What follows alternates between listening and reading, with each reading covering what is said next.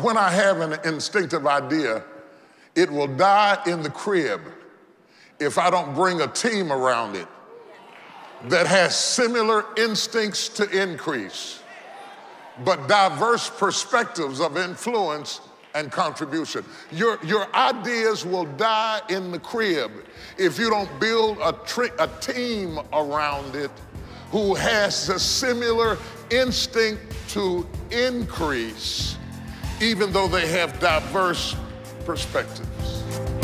This is the Potter's Touch. Greetings, brothers and sisters, in the name of Jesus Christ, our King. I'm so excited about this new book that I have released called Instinct, and the feedback that I'm getting. Lives being changed, careers being changed, people going back to school, opening up businesses, starting careers, changing relationships, marriages, as people begin to understand their core values and what they were created to do. Living your life by God's design and what He created you to do will really change the result and the impact and how fulfilled you are in life. I want to continue this discussion. The materials that are in the book are too comprehensive to put on television. They're too in-depth indeed. But I do want to share some excerpts and thoughts along the lines of instinct that will help you to locate that God-given influence that He has in your life. There is a reason that you are more fruitful in a crowd, or more fruitful in private, more effective when you do this or that, where you are inclined to music or not inclined to it. All of these are little clues that God put in your DNA to guide you into your purpose and into your destiny. You're all up in everybody else's face, but you really need to be looking at you and finding out how you are wired and functioning in that, moving in it, flowing in it, investing in the area that you are instinctively created will make you so much more effective and so much more profitable. Let's take a look at some thoughts that I believe, tailored to the continuity of your situation, will make you far more effective and a whole lot less frustrated. Take a look. So you get to this in-between place and you're kind of having to reinvent yourself, but you're not trying to reinvent yourself again into what somebody else wanted you to be.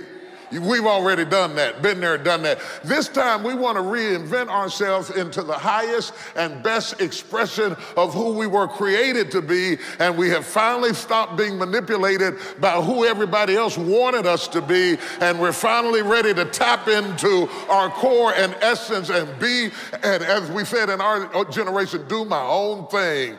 Do me, break it down to who I really am and be authentic to what God has given me. And it takes you a while to figure out what God has given you. It takes you a while to figure out what God has given you because you are so confused by what everybody else has given you. So many other people have attached onto you their need, and you have morphed yourself to respond to their needs and circumstances, that it might take you a little while to figure out, once I get all the stickers that you placed on me and all the buttons that you placed on me and all the guilt trips that you placed on me and all the assignments that you placed on me, once I finally strip down out of all of that, who am I apart from your applause and approvals on the second half? I'm gonna do me. If there's one person in the church who understands what I'm talking about, make some noise.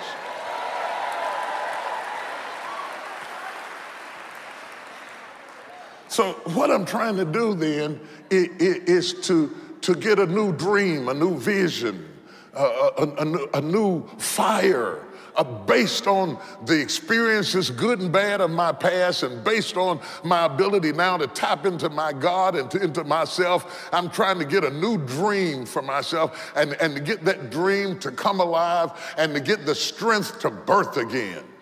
Somebody say the strength to birth again. You need the strength to birth again. You need the strength to build again. You need the strength to surge forward again. You need the strength to go forward in such a way that you are no longer captive to the past. That's good, but you want that second surge so that you can benefit from all you went through in the first half of your life so that you can build again. Touch somebody and say, you can do it again. You can do it. You can do it. You can do it again. You don't have to spend 20 years of your life accomplishing something and spend the next 40 years talking about the good old days. I'm going to say that again. You don't have to spend the first 20 years of your life accomplishing something that you got to spend the next 40 years bragging about. The good old days are coming around again. I said the good old days are coming around again. I don't care whether you believe it or don't believe it. I don't even care whether you like it or don't like it. I said the good old days are coming back around again. The good old days are coming back around. Let me tell you, the good old days are coming back again.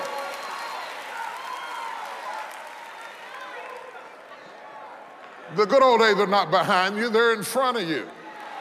I want to rebuke that spirit. I'm teaching, but I got to go into my spiritual mode a minute, because I want to rebuke that old deaf spirit that's hanging over your head that makes you think your life is over, your good times are over, and you're just sitting in the waiting line waiting on a hearse to come get you. The devil is the lie. The good old days are in front of you.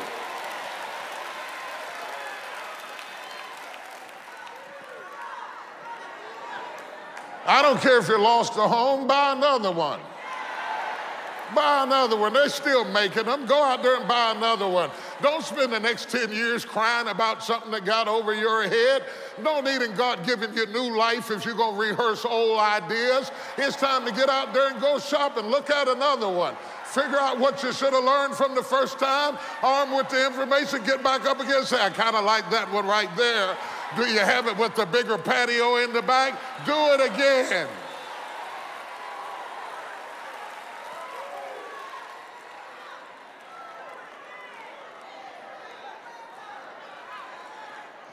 Do it again. Now somebody say, do it again. When I get ready to do it again, armed with the information that I have now, I'm more keen in my instincts. I'm sharper in my intuitions.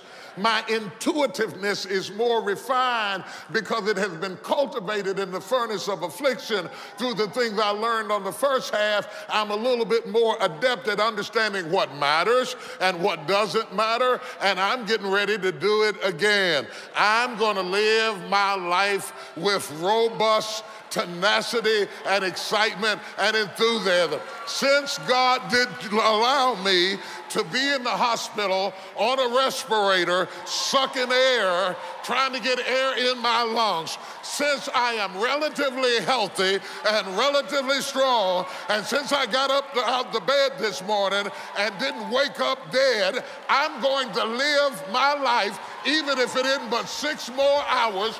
I'm going to get some good out of these next 6.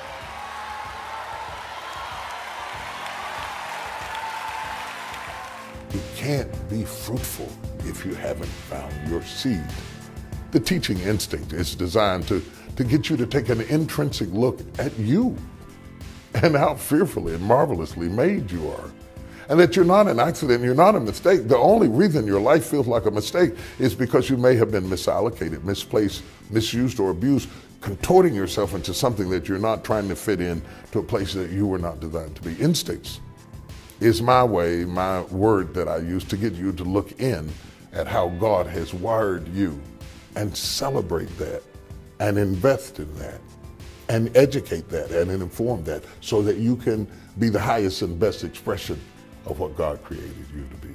So when I have an instinctive idea, it will die in the crib if I don't bring a team around it that has similar instincts to increase, but diverse perspectives of influence and contribution. Your ideas will die in the crib if you don't build a team around it who has a similar instinct to increase, even though they have diverse perspectives. Crib death. Crib death, because I had the wrong nannies. I had the wrong nannies. I had the wrong midwives. Surrounding myself with people who do not have the instincts to collaborate on your new surge of life. And so what I'm saying to you is that when you have an instinct to do whatever it is you're going to do, you need to build a team around you who has similar instincts but different talents. Most people encircle themselves with a team of people who are just like them. All the preachers run together, all the doctors run together, all the lawyers run together, all the accountants run together. We all get together, but when you're gonna build, and I want you to write this down, a team for the task. A team for the task.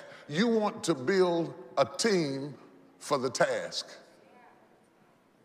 Wherever your instincts are about to take you, you need some midwives around you to birth that new dimension of where you're going, who can contribute different talents to what you instinctively sense the second half of your life or the second half of your career or the second moment in your life needs to look like.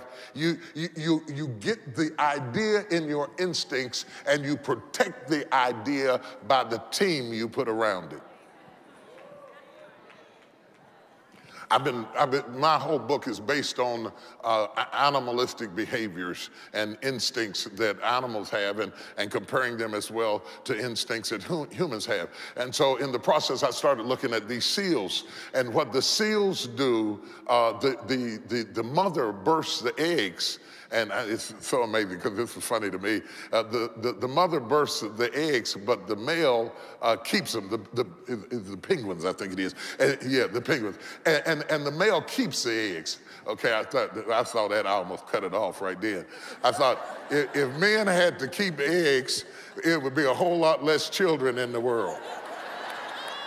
Yeah. And so I was watching these penguins, and the males were sitting on the eggs hatching it while the woman goes away to eat and brings back food. And for 2 or 3 months, the male doesn't eat at all. He's just using his body heat to keep the eggs warm. And what they do is they take turns facing the cold parameters, and they encircle themselves with each other, and then they move into the center and stay warm. And they rotate all through the winter, going back and forth. My turn to be cold, your turn to be warm. My turn to be cold, your turn to be warm. And it's hundreds and hundreds of them packed in together, and they put the weakest ones in the middle. Whenever you are trying to protect an idea, a concept, a dream, a business, an early relationship, whatever it is only protected if it is insulated. And the reason I'm teaching you a team for a task is that you insulate what your instincts have intuitively chosen by the team you put around you. They insulate what is about to happen next in your life. Still to come on The Potter's Touch. If you've got the instinct, if you've got the inclination, how do you expect somebody to value it enough, to invest in it enough, to get behind it enough if you won't expose what you got? And in order to expose what you got to believe in what he put down inside of you. I'm talking to somebody, it's in your house. Defeat is not an option, not on your watch. It's time to fight for the family. For every one of you who's wondering, do I have what it takes for this season in my life? Fight back. Let TD Jakes equip you to win the war for your house and build a legacy of faith. When you help us bless others with your gift of any size, we would like to give you I Dare You on CD. When you complete each other, you take advantage of the differences in your position. Come on, tell me when to turn, tell me when to turn. Okay. See, I don't have to see it if she sees it. I don't have to know it if she knows it. For your gift of $70 or more, we will give you the Fight for the Family series on DVD. But when your gift is $125 or more, also receive these unique faith-inspiring bookends and prayer cards. Just call or visit tdjakes.org today. Your eye may be black and your teeth may be busted, but you look the devil in his eye and you say, baby, I'm still here. The fight is on. The reason your ideas keep dying, it may not mean that they're not good. It may be that you've got the wrong midwives. When I think about midwives, I think about Moses. And when you think about Moses, you think about an interesting thing. There was a point that Moses had no name. He was just the baby. He was just a baby. He didn't have a name. If you think about it, you think about his life for a minute, Moses didn't have a name until another woman got him.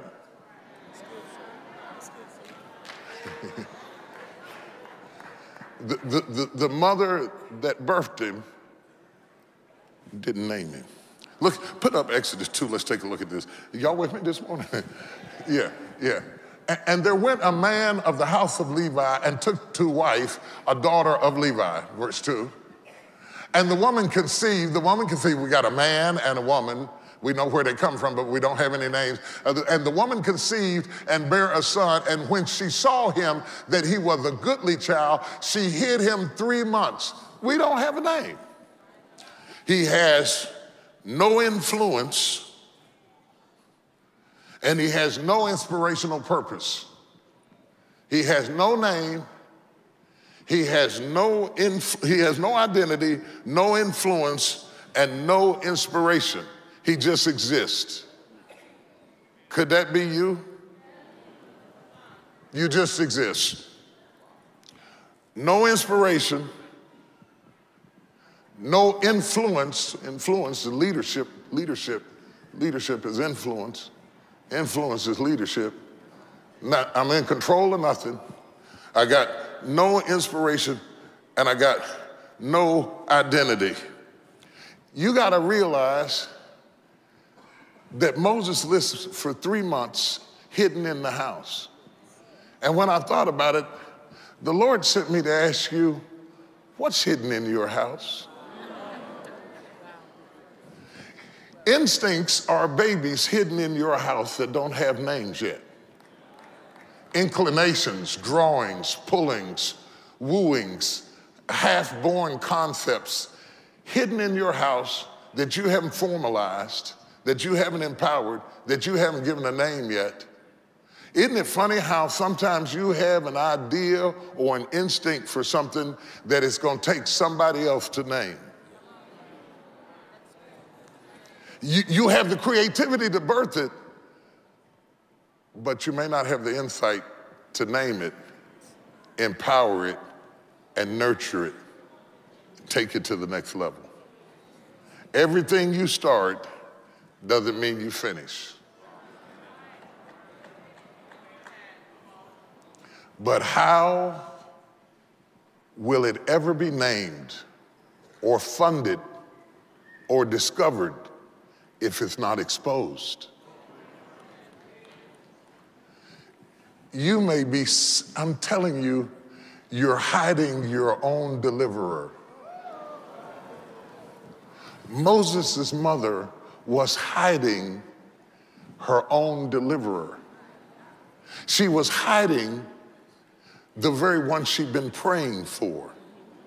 She'd been praying, God, send a deliverer to set me free, and hiding the deliverer God had sent. I'm wondering, what are you sitting on? What are you holding? What's inside of you that you've been praying on? Lord, I need some resources. I need you to open up a door. I'm backed up in a corner. I'm shoved against the wall. And I'm wondering if you're hiding your answer in your house. Because most of the time that people prayed for things, God didn't send outside things. He just exposed what was already in the house. Oh God, that's so good. He exposed a handful of meal that was already in the house. Samson was getting ready to fight the Philistines. He said, use that jawbone of an ass that's right by your feet. You understand what I'm talking about? One woman is about to sell her son. She's in so much debt. And he says, use the pot of oil that's in your house. And instincts is about rediscovering what's in you. Listen, you spent all of your life appreciating what was in other people. Looking at other people and saying, oh, that's so wonderful. Look what he's got. Look what she's got. And even helping other people to birth their dreams and accomplish what they got. But you will never enjoy the life that Christ came to give you until you discover what is in your house. What do you have? I'm tired of you being a cheerleader for everybody else's accomplishment while you fail to value and appreciate what God has put in your house. Oh my God, I don't know who I'm talking to, but I feel like I'm talking to somebody. Touch 3 people, say it's in the house, it's in the house, it's in the house. It's in the house, it's in the house. It's in the house, it's in the house, it's in the house, it's in the house. And sometimes you have things inside of you and they are in the house and they are hidden from view. And how do you expect people to empower what you will not expose? If you've got the instinct, if you've got the inclination, how do you expect somebody to value it enough, to invest in it enough, to get behind it enough if you won't expose what you got? And in order to expose what you got to believe in what he put down inside of you. I'm talking to somebody, it's in your house. Touch your neighbor and ask them, do you have the instinct? Do you have the instinct? We have the proclivity to rely on our brilliance rather than to listen at our instincts. In other words, don't overthink it. What you really need to do sometimes is when you have an instinct, don't try to understand it, don't try to rationalize it, just flow in it. The hardest thing in the world to get people to do is to just flow in their instincts. While I'm talking about Moses, I want to say a little bit more about Moses' name means drawn out. That's what Moses means. Moses' name means drawn out. It means drawn out. He didn't get his name until Pharaoh's daughter is bathing down at the riverbank and she looks in and sees the baby Moses floating in a little bamboo ark that was made to float him down the Nile, because when his mother got him out of the house, she put him in an ark and floated him down the river, and Pharaoh's daughter was bathing in the river and she looked out and saw the ark and said, bring the baby to me, and they drew him out of the water and said, I'll call his name Moses because he's drawn out. But I think it's such a play on terms, because Moses' name means drawn out, but he was drawn out of the womb and then drawn out of the water and then drawn out of the palace and then drawn out of the wilderness. And I began to realize that life is a series of being drawn out, being drawn out, being drawn out. And I don't know if this makes any sense to you or not, but God said life is calling you out. Calling you out of hiding, calling you out of fear, and calling you out of insecurity, and calling you out of small-mindedness, and calling you out of your timidity, calling you out of your comfort zone, calling you out of the safe places you have built for your dysfunction. God said, I'm calling you out of those places because your destiny is never in your shelter. Woo! That's a good one right there. Your destiny is never in your shelter. A shelter is always for a season. Whether it's a shelter from the storm, or whether it's a shelter of a womb, or whether it's a shelter of a cocoon, it is only for a season until you can be drawn out into something bigger than what you were protected in the first day. Do you hear what I'm saying? Moses was protected in the womb until he was drawn out into something bigger, which was the house. He was protected in the house for 3 months, and then he was taken from the smaller thing into the bigger thing. He was drawn from the house into the river. Then he was drawn from the river into the palace. Y'all don't hear what I'm saying. He's drawn from the palace into the wilderness. And I'm telling you, in between every struggle, every torturous, barbaric, hideous thing you have ever been through, God is not trying to kill you. He's trying to draw out what he placed inside of you.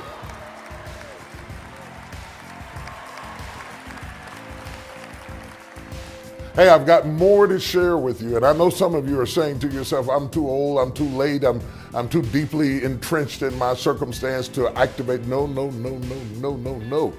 Caleb did it when he was an old man. Abraham was still discovering himself up into his senior years. You are never too late to correct your navigation and move into your purpose and destiny. I'll be back for more in just a moment. Discover the freedom of who you're meant to be. Greatness lies within following your instinct. If you've got the instinct, if you've got the inclination, how do you expect somebody to value it enough, to invest in it enough, to get behind it enough if you won't expose what you got? You got to believe in what he put down inside of you. That's in that man sitting next to you. That's in that woman right behind you. That's in your sister to the left. You may not see my lips moving, but my soul is saying, there's a lion roaring in me. Order Instinct today on CD or DVD when you call or visit tdjakes.org.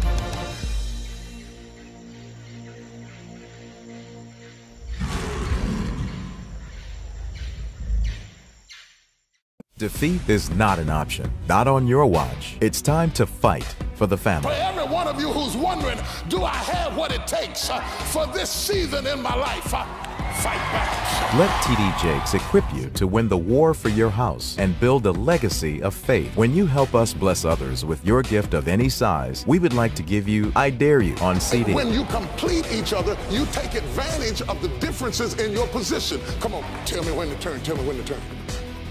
Okay.